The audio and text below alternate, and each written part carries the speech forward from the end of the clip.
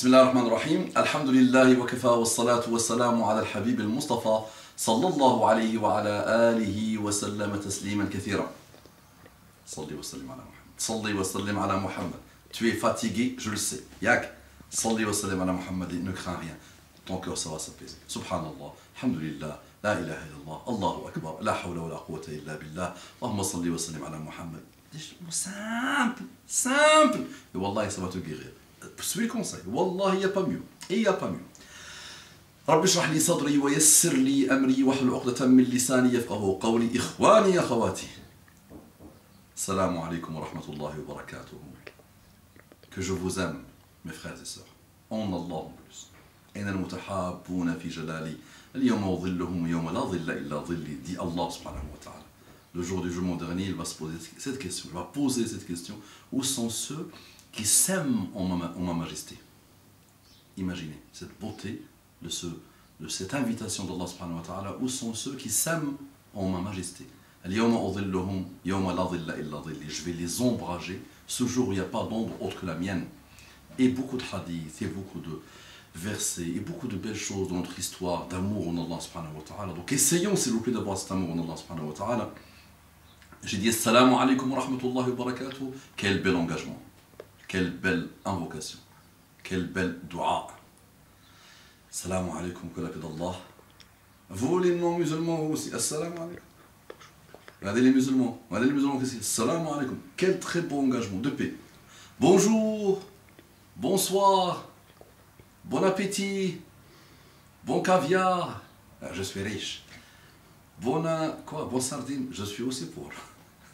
30 et demi, 30 quoi 35 d'euros je pense dans des pays musulmans, arabes, n'est-ce pas? Qu'Allah vous bénisse les amis, entrons dans le vif du sujet. Il y a le caméraman qui commence à s'impatienter. Relax s'il te plaît. Donc, écoutez bien ce beau rappel. Ça fait longtemps que je voulais le faire. Et je l'ai fait directement et indirectement parfois dans des petits rappels que je faisais. Mais regardez, c'est écrit, machallah, qui synthétise la chose. Qu'Allah bénisse celui qui l'a écrit. Vraiment, il a très bien écrit. Et ce qui est étonnant, c'est que cet écrit a été fait par un frère et non pas une sœur. Vous allez comprendre. Bismillah. Nombreux sont les désirs et les tentations aujourd'hui. Les hommes sont tentés par des femmes presque nues. Partout où ils mettent leur nez, dans les parcs, les rues, les marchés, même dans les universités et les instituts. Je dirais même, surtout dans les universités et les instituts. Plus grave encore, elles sont bien là, chez nous, à la télé, dans les chaînes satellites. Dans ces quelques lignes, j'aimerais parler de ces hommes attirés par ces femmes de rêve et qui les comparent avec leur propre épouse, qu'ils considèrent comme femmes de ménage, voire pire. Plusieurs épouses se plaignent de l'antipathie de leur mari. Ils se forcent à rentrer chez eux comme si on les traîne enchaînés. Vous avez compris le début du rappel. Donc, lancer des regards vers une femme étrangère n'a aucun bienfait. L'islam l'a interdit parce qu'il y a beaucoup d'inconvénients. À commencer par un effet néfaste sur ton cœur. Le shaitan profite de cette occasion pour t'éloigner de ton épouse. Il ne va pas te dire, dans un premier temps, de divorcer. Il est plus malin que tu le crois. Et c'est vrai. Il y a beaucoup de hadiths, et parmi les très beaux hadiths sur ce sujet, c'est comme Muhammad sallallahu alayhi wa sallam dit, si tu veux, pour goûter, pour savourer la saveur de l'islam, de l'iman, de la foi, c'est quand tu baisses le regard. C'est-à-dire tu peux voir, personne ne te regarde, tu as peur d'Allah subhanahu wa ta'ala, et tu vois dans la rue une femme bizarre, très dévêtue, et tu baisses le regard, par crainte d'Allah subhanahu wa ta'ala, et par respect de la demande de Muhammad sallallahu alayhi wa sallam, et la demande de ton Seigneur. Là tu dégustes, vraiment, la foi islamique. On peut passer 70 ans de nos vies sans jamais déguster une seule fois l'islam. Tu as de très belles occasions pour le déguster juste en baissant le regard. Donc le frère continue, dit, tu regardes sans satisfaction le corps de ton épouse. Donc tu regardes sans satisfaction le corps de ton épouse. Tu penseras alors au beau corps de la femme que tu as croisé dans le travail, au marché ou autre endroit. Tu commences ainsi à regretter ta vie passée avec ton épouse. Oh le caméraman, tu es concentré ou quoi? Ça va pas? Ça va. Bismillah, on continue. Donc tu regardes sans satisfaction le corps de ton épouse, tu penseras alors au beau corps de la femme que tu as croisée dans le travail, au marché ou à un autre endroit. Sallu ala Muhammad. Tu commences ainsi à regretter ta vie passée avec ton épouse. Quand tu n'apprécies pas certaines paroles de ton épouse après une longue journée de travaux, de ménage, pour te servir, tu commences à penser à la femme de la série de la télé et à la façon comment elle a été douce et agréable avec son époux. Tu méprises ainsi ton épouse. Si ton épouse n'est pas belle ou elle est ordinaire, tu rêves jour et nuit d'avoir une de ces belles femmes surmaquillées. Tu détestes ainsi ton épouse. Autant de comparaisons que l'homme réalise entre sa femme et une autre femme qui lui plaît. Tout homme veut avoir la plus belle et la plus noble femme.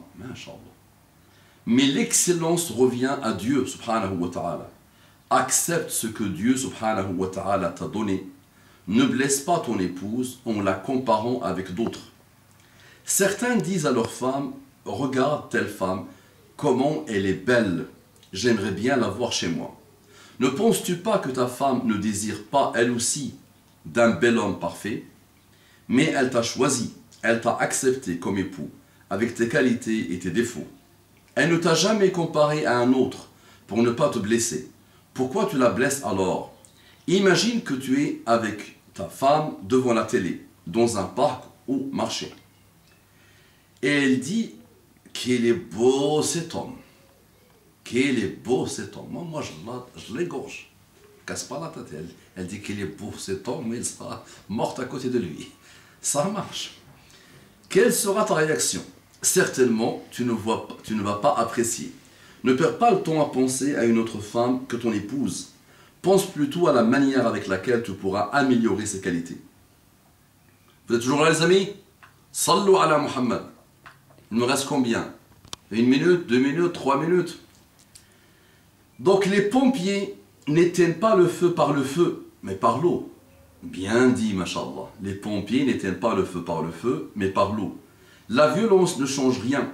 Le pardon, le sourire et la bonne parole font des miracles. Le bonheur se trouve chez toi, dans ta famille. Le bonheur que tu cherches n'est pas au parc des inconnus. Si tu t'es lassé de ton épouse et tu cherches un autre amour, ne prends pas plaisir à le chercher dans les parcs, les marchés et sur Internet. Dieu subhanahu wa ta'ala t'a accordé 4 épouses. Celle-là, cette partie-là, mon ami, le frère qui a écrit le message, cette partie-là, elles peuvent oublier tout ce que tu viens de leur annoncer. Tout ce très beau raisonnement que tu as utilisé, machallah, qui est extraordinaire, qui a son esprit, qui a son âme dans l'islam. Elles vont tout oublier, mon ami, à cause de ce petit paragraphe. Donc, Dieu subhanahu wa ta'ala t'a accordé 4 épouses, si tu en as la capacité. Bien, c'est vrai, si tu en as la capacité. Entre par la porte, n'entre pas par la fenêtre. Si tu ne peux pas, contente-toi de ce que tu as déjà. D'autres rêvent d'avoir ce que tu possèdes. Et surtout, pense toujours aux qualités de ton épouse. Ne sois pas négatif. Et c'est vrai, subhanallah, beaucoup de couples, il est marié avec une belle femme. Au bout de 6 mois, 1 année, il ne la voit plus. L'autre voit en son épouse à lui le bonheur pur. Et subhanallah, c'est sans fin, sans arrêt, comme ça. Alors que le musulman, wallahi, le musulman, qui a compris l'islam, wallahi la ilaha ghayruhu. Il prend exemple sur Muhammad sallallahu alayhi wa sallam, l'histoire du nœud. Comment tu m'aimes, ya Rasulallah, comme ce nœud. Donc il a un nœud vraiment très bien fait. Et après, quel est l'état du nœud? Le nœud, il est encore. Ça c'est extraordinaire. Donc ça c'est l'amour en continu. Voilà une très belle sunna de Muhammad sallallahu alayhi wa sallam, où tu apprends à aimer en continuité. Et plus ta femme prend des rides, plus ta femme prend des kilos même, plus ta femme prend. Toi, de toute façon, toi aussi tu prendras avec. Regardez mon ventre, mashallah, qu'il est gros le ventre. Mais Rava n'a jamais critiqué et attaqué mon ventre. Alors qu'il y a quelque temps, j'étais un homme, mashallah.